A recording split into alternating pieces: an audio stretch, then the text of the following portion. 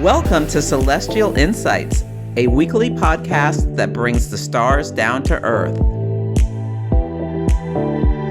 I'm your host, astrologer, coach, and intuitive Celeste Brooks. My purpose is to provide practical, unique, and insightful guidance to help you navigate the energies of the week like a boss. Hello, this is Celeste of Astrology by Celeste, and on this episode, I will discuss the astrology for the week of April 26th, 2026. The theme of this week is a few good men, and there are three big things I want you to think about as you navigate this week. The first is that we have a Gibbous Moon at 22 degrees of Virgo on Monday, April 27th. The Gibbous Moon is the moment when things are really ripening, getting ready to culminate right before the full moon. So it's that last 3.5 days before the full moon where the moon is pregnant with possibilities. There's anticipation, almost like something's forming behind the scenes that's getting ready to be revealed as all is illuminated at the full moon. There's some pressure. It is a sesquiquadrate aspect between the sun and the moon, so it's a bit tense.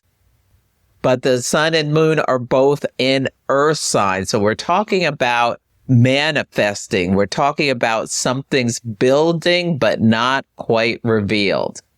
And because it's in Virgo, we're talking about logistics, information, the details.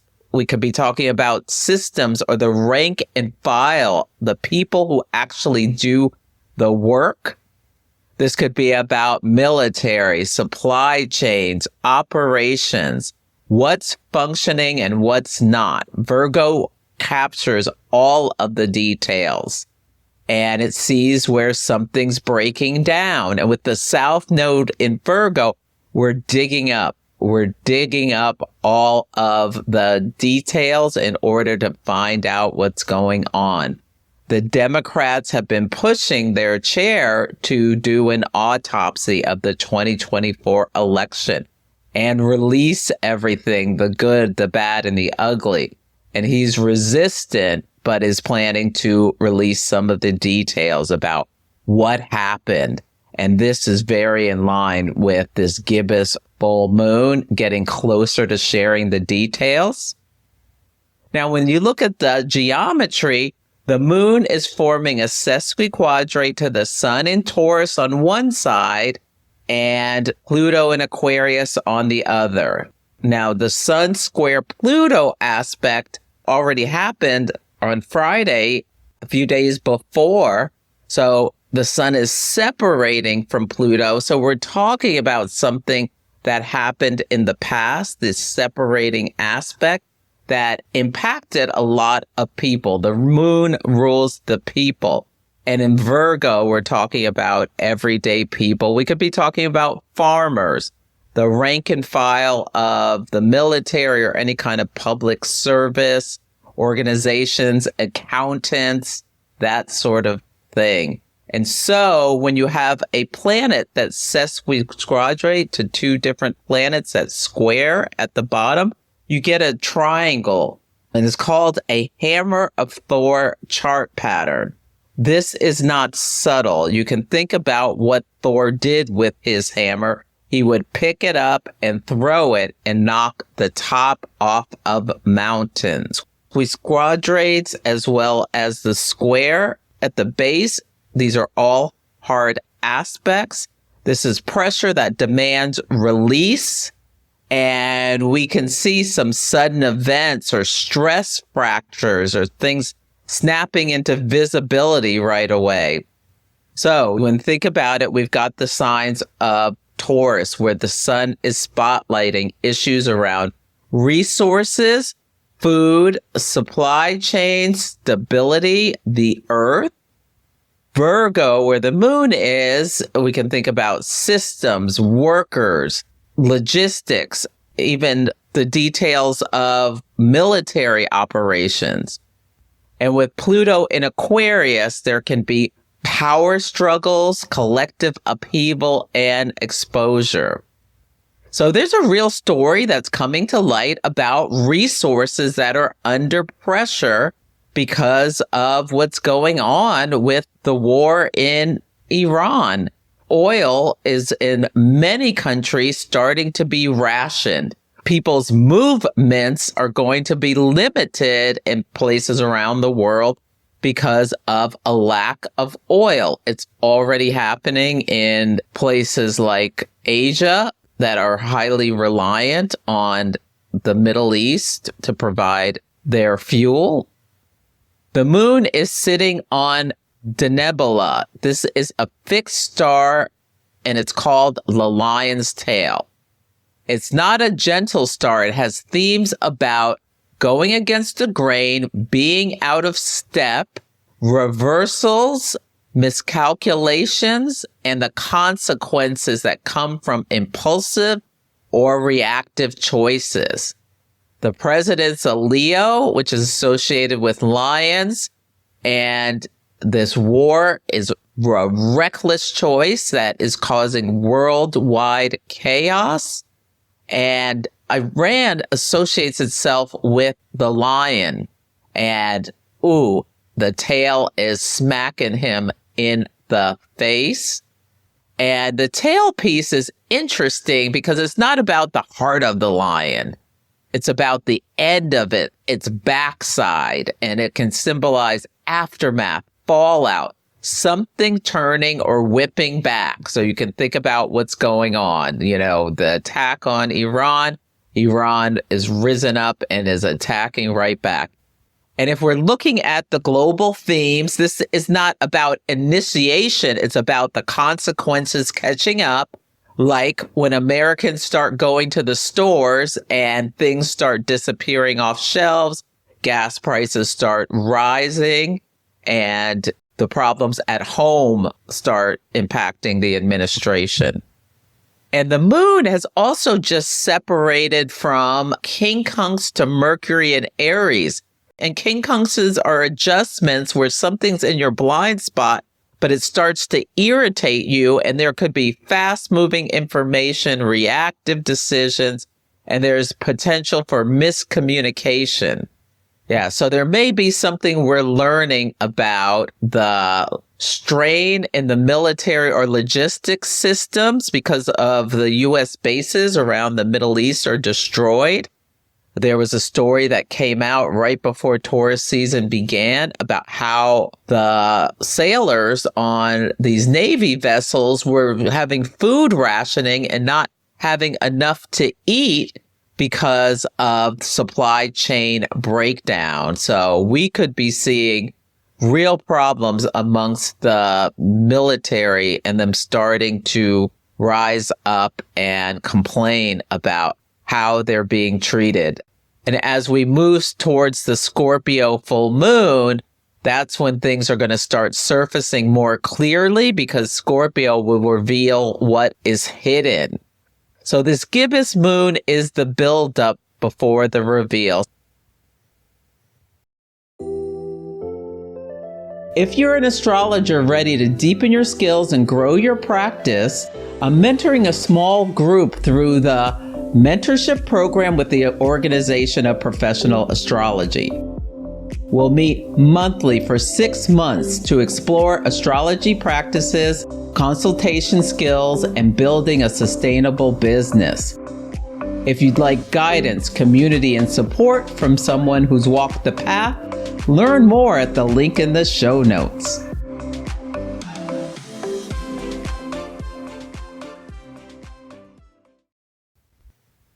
The next thing I want to make you aware of is on Friday, May 1st, we have a full moon in Scorpio at 11 degrees, which is opposite the sun in Taurus at that same degree, activating the axis of pleasure, power, and resources. So look to where you have these two signs in your chart. The sun is shining in your Taurus house and the moon in your Scorpio house. All of the houses in the chart are on an axis. So whichever two houses, think about what axis it is. For example, the 1st and 7th house is the axis of relationships. 2nd and 8th house, the axis of pleasure, power, and resources. 3rd and 9th house, the axis of the thought processes versus the bigger picture, the higher wisdom. 4th and 10th, home and foundations versus your career and you out in the world. 5th and 11th, the axis of the creator versus the audience. 6th and 12th, the axis of physical and mental health. So those are the different axes. Where do you have the sun shining and then having an emotional awareness where this full moon in Scorpio is? And Scorpio can bring up the shadows of things we'd rather not admit to ourselves, like things of like jealousy or hoarding, murderous anger. This sort of thing may be coming up. So Taurus wants stability, comfort, and security, while Scorpio is digging underneath, exposing what's hidden and asking for truth. It's revealing, emotional, intense, and there can be a sense of something coming to the surface, whether you are ready for it or not. And the moon is reporting into Mars at home in Aries, which adds heat, immediacy, and readiness to take action because Mars does not wait, it reacts. So there can be some escalation here where emotions can move quickly and conversations can be very sharp. For most people, this may show up as cutting words where people are just extra aggressive or driving extra aggressive and more likely to cut people off. And something that's been building for a while may come to a peak. That's honesty, but it may not come out gently, but that doesn't mean it doesn't need to be said. Mercury is conjunct Chiron at 27 degrees of Aries. So this is a key trigger of the full moon because it's activating the same degree of the Aries new moon. So 2 weeks before this full moon, we had a new moon at 27 degrees of Aries that was separating from Chiron. And now Mercury is conjunct Chiron on that 27 degrees of the Aries, which is Kamala Harris's moon. So there may be some big release around the election of 2024. And it makes total sense that she would have a new moon on her moon and that something would be coming to light around the full moon or the couple of weeks after it. That's a continuation of the 2024 election story. Before the person realizes what's going on, conversations can reopen wounds. Something also that began either 2 weeks ago or somewhere in the cycle can now be named, spoken, or understood. So this Mercury Chiron can be the wound being voiced. It can also be healing, but it also can be exposing. Chiron could also be attacking. The new moon of this moon phase family, the sun and the moon were both at 9 degrees of Scorpio back on November 1st, 2024. That was right before the election. So the seeding moment of this 27-month cycle was back then. The first quarter moon where the sun was in Leo and the moon was in Scorpio was August 1st, 2025. So there may have been something that was going on around that time. It was at 9 degrees, both signs as well. This was around the time where people started voicing, those who voted for this. They started to realize what they've put themselves into, the situation, because the tariffs were a big thing around then. And then the full moon, all is illuminated. We are really seeing where we are now based on the choices people made back in November of 2024 with the sun in Taurus and the moon in Scorpio, both at 11 degrees on May 1st, 2026. This squares the president's Pluto in Leo. And I think a lot of people are recognizing that this is all about him. Leo is on a shadow, can be the narcissist, and talk about malignant narcissist. Pluto in Leo, the president is enriching himself, his family, and others with this being the president. Right before the sun went in Taurus, there was a lot about the corruption of how people are making big trades around oil, and I believe it's oil futures, right before he announces something, a turning point in the war. And it's happened 3 times at the time I'm recording this, on Tuesday, April 21st. And so it's a lot of conversation about this corruption, and something may come to the head at the full moon. Something may also be discussed about the 2024 election, something about the autopsy. The last quarter moon of this cycle will be with the sun in Aquarius and the moon in Scorpio, both at 9 degrees on January 29th. So it will be interesting what information is available around that time. Now, if you set the full moon chart to Washington, D.C., the midheaven is in Taurus, and there's a lot of activity in the 9th house. Mercury, Mars, Chiron, the sun, and Saturn is near the cusp. So the 9th house points towards institutions like the Supreme Court, any kind of legal institutions, belief systems, religion, higher education, foreign affairs, colleges and university. So you may notice in the news there can be conflicts in academic settings where people are getting really heated, discussing their belief systems, public debates, questions about ethics and behaviors in institution. The president is going after the Pope. So now there's all of this conflict between Catholics and Christians in the country, certain ones of them. The Sabian symbol for the moon is a brilliant assembly of dignitaries at an official embassy ball. This speaks to image, protocol, and social expectations. There's a sense of needing to present oneself well, following the rules and maintaining decorum. The moon is in the sign of its fall in Scorpio. It's uncomfortable here because emotions are held on by this fixed water sign. And with Mars involved, the shadow can become really clear and loud. So what's happening behind the scene does not match the polished exterior.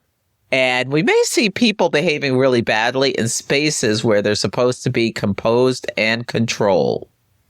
The moon at the full moon is conjunct a fixed star, a crux, which brings in themes of justice, integrity, and a deeper understanding of human nature. So there's something very moral related to this full moon. Questions of right and wrong, accountability, and truth becomes harder to ignore.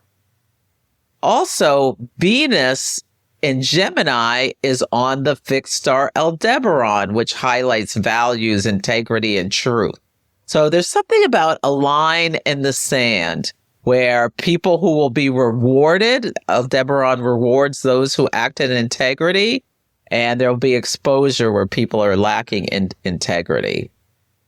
On a collective level, the full moon can correlate with stories around corruption, exposure, and uncomfortable truths coming to light, like the autopsy and the people making money off of this war. It also can bring attention to situations where things have been misrepresented or hidden. Conversations can be very intense.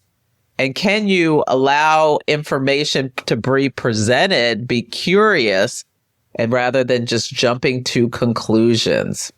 So Venus in Gemini, sextile Saturn in Aries, offers a stabilizing influence on the path forward. Venus in Gemini, being in conversation with the people you are relating to, there's an opportunity with Saturn in Aries to get clear or clarity about what's driving or motivating the person from their point of view. And you can have some serious conversations about commitment, responsibility, and boundaries that can be really helpful to all kinds of relationships. It supports doing the right thing even when things are uncomfortable. The full moon is ultimately about getting everything out on the table, and the truth will set you free. The last thing I want to make you aware of is on Saturday, May 2nd, Mercury will enter the sign of Taurus and it'll stay there through May 19th. There's some steadiness. We're coming out of that rapid fire, reactive Aries pace. We're going to move into something slower and more deliberate. Now, the whole transit is not going to be totally easy because as soon as Mercury goes into Taurus, it will come in a square with Pluto in Aquarius. So Taurus rules our resources, and Pluto in Aquarius, this could literally be someone going into the grocery store and standing there and looking at the prices and feeling a pressure about what is going on outside of their control. It's tension. And it can show up as pressure around trade, transportation, resources, information flow, like banking systems. The conversations may feel intense, loaded, or there can be power dynamics around how information is shared or controlled. And then Mercury will move into a trine with the South Node. So something's going to be released and then things will start to settle. You may notice that whatever felt urgent or heated starts to cool down as we move through this transit. This is a really good window to get practical. Taurus wants stability to build and focus on what's real and sustainable. Great time to do your budgeting, making steady, thoughtful decisions. If you have felt chaotic or overstimulated, this transit will help you bring yourself back into your body and into the present moment. Taurus is an earth sign embodied energy. There's an opportunity to regulate mental processes after disruption. Can you think about practicing the pause and responding from a more grounded place? The theme of this week is A Few Good Men, and it comes from the movie, which is a military courtroom drama about two Marines accused of killing another soldier. What started as a straightforward case turns into something much bigger, revealing that the act may have been carried out under orders.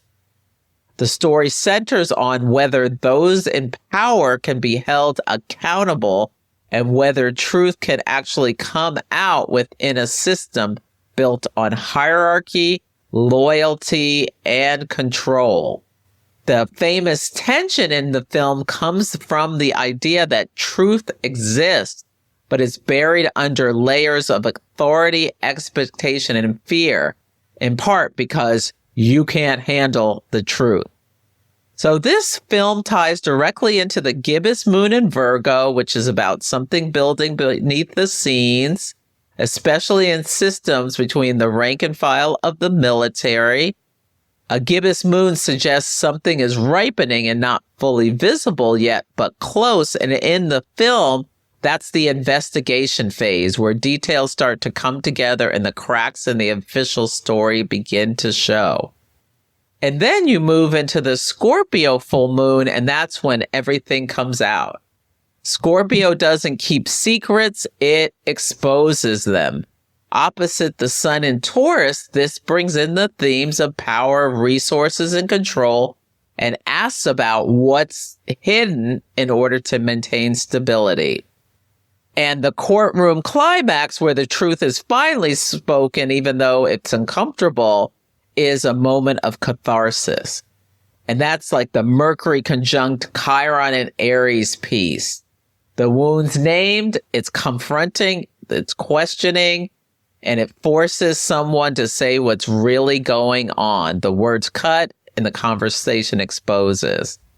And the energy feels like this because something's probably going to come to light about what's going on with the war in Iran, about who knew what, who gave the order, and who is finally going to say it out loud, potentially around the bombing of the girls' school in Iran, the first thing that happened as the war began. One of my greatest joys is helping people understand themselves more fully. If you're wanting to make sense of your past, recognize the patterns that have shaped you, or get clearer about the path ahead, astrology can offer real insight. In our sessions, we'll use your natal chart as a map. You don't need to know any astrology at all. You can book a single session for clarity or choose a cosmic coaching package if you'd like ongoing support as you grow and plan for the future. Book your sessions at astrologybyceleste.com on the services page. On Sunday, the word of the day is escape. The moon in Virgo will meet the South Node in Virgo at 7 degrees of both signs. There's something about a release with the moon hitting the South Node. The South Node is a drain. It's a cosmic vacuum cleaner, something sucked out. But I'm getting like a release from hardship. Mercury in Aries square Jupiter in Cancer, both at 18 degrees, can bring up heated debates. So notice if you hear people really talking heatedly about these sorts of things, and if you watch the Sunday news shows, that might be something that's going on. On Monday, the word of the day is critical. The Taurus Sun is trine the South Node and sextile the North Node. So it's easy. Trines are easy, smooth flowing energy. So there may be a spotlight how it's so easy to get to the South Node in Virgo and just be critical. But can you take the opportunity with the sextile and the North Node in Pisces, everything's at 7 degrees, to move into the opportunity to be compassionate, forgiving, and see the oneness of us all rather than just fall into the trap of perfectionism and being critical. The Gibbous Moon at 22 Virgo begins at 11:52 a.m. and it forms this hammer of Thor where someone could knock someone out of the park with the Sun in Taurus and Pluto in Aquarius at the base. On Tuesday, the word of the day is reveal. The Libra Moon begins at 2:02 a.m. Pacific time. Libra is cardinal initiating air. You may take action to bring more balance into your life. This may be a time to have a conversation about potentially what happened the day before.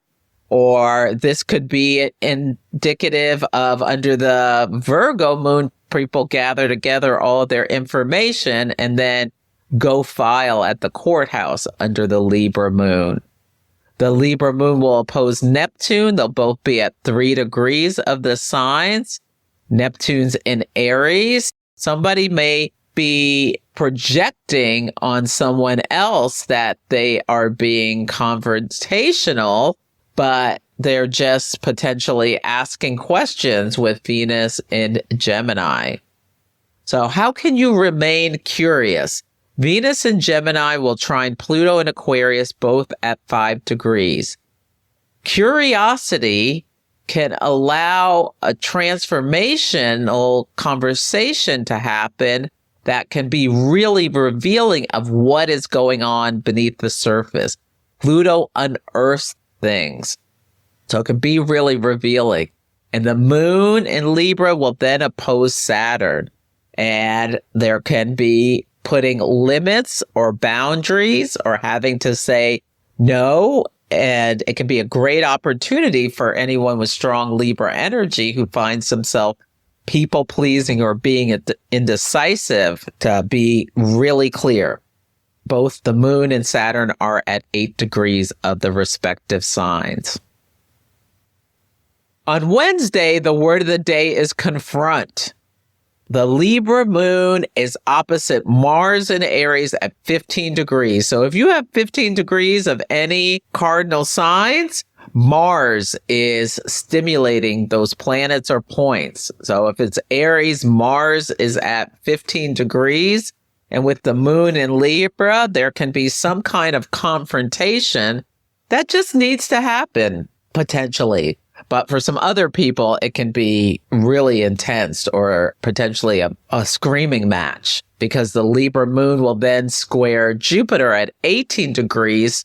So Jupiter's in Cancer, so emotions just get really big, potentially. Jupiter just makes everything bigger, and it can, in some ways, distort what is rational, which Libra is looking for a rational discussion. Then Mars gets angry and Jupiter gets emotional.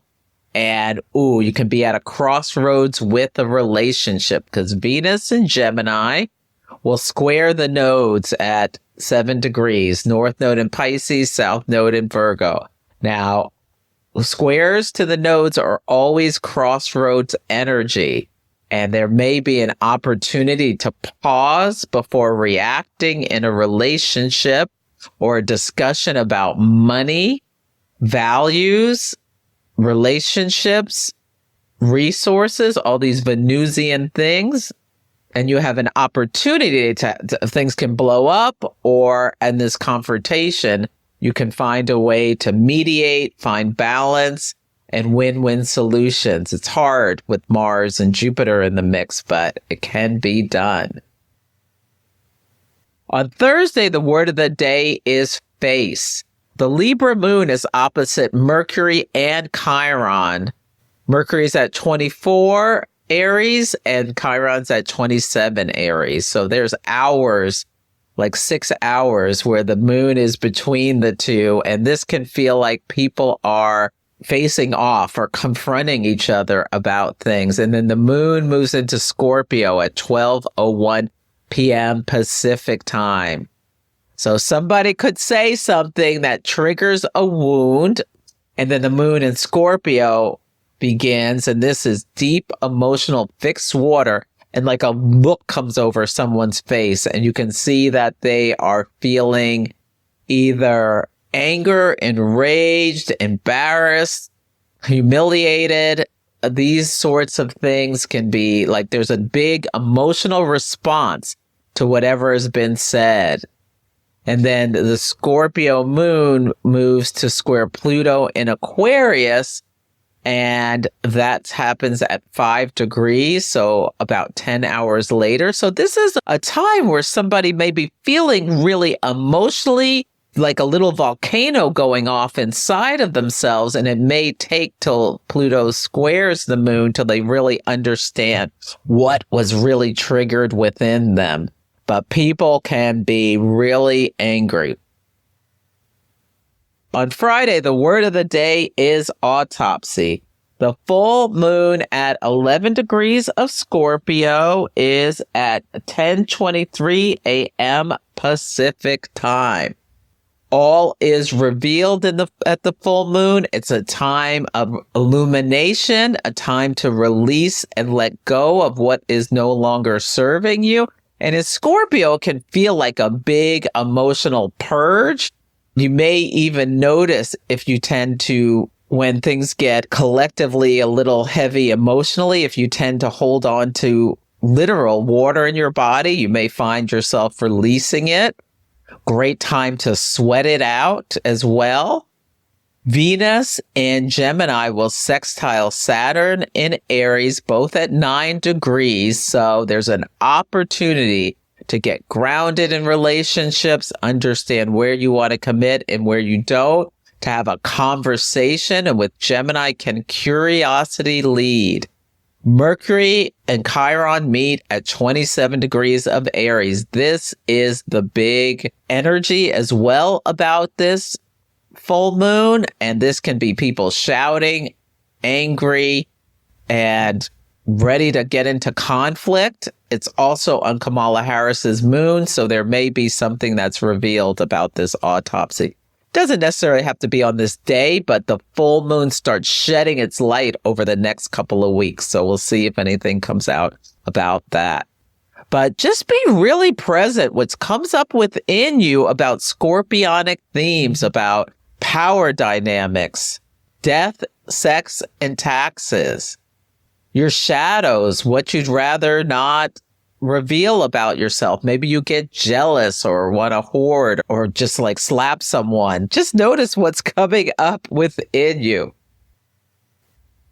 On Saturday, the word of the day is integrate. Mercury enters the sign of Taurus at 7:56 p.m. Pacific time. So it moves through 29 Aries where, there can be this crisis and decay around. Aries is just like charging forward, moving fast, wanting to get things done. And then there can become a time where you're like, just have had enough. Mercury enters Taurus and you're ready to slow down. So it's like you move from the hare phase to the tortoise phase at 7:56 p.m. Pacific time. So you could like just be at a party and someone's flapping their gums and they just get quiet and everybody's ready to leave. Or you start talking about what you want to eat when the Mercury goes into the side of Taurus. And you may be integrating from the full moon if there was a big conversation or your thought processes. You may have also experienced some healing with that Mercury, Chiron, and Aries, and integrating that healing that came from something that may have been initially wounding at the new moon. This full moon could be people talking to their partners about this rape academy that is online. There was a story CNN did about this website that had a lot of views and was teaching men how to drug and assault their partners without them knowing. I think in part it's some kind of foreign interference thing to be destructive to Western countries, but we'll see what comes out related to that. But you could have a really good conversation under a Scorpio moon with your partner about this sort of thing. The moon enters Sagittarius at 11:33 p.m. Pacific time, and things get philosophical. Sagittarius, the search and the quest for meaning. It's a great time to think about the bigger picture of things.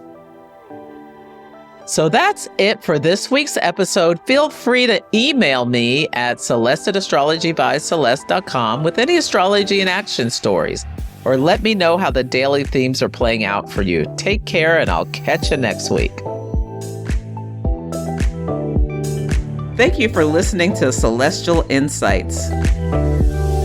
To learn more about my work, please visit my website, astrologybyceleste.com, where I offer personal readings, horary consultations, cosmic coaching, group events, and classes to help guide people to higher levels of fulfillment. You can also find me on Instagram, YouTube, TikTok, and Facebook at Astrology by Celeste. If you enjoyed Celestial Insights, please help others find the show. Follow, rate it 5 stars, or write a nice review. I would so appreciate it. I'm astrologer, coach, and intuitive Celeste Brooks, and I'll be back next week.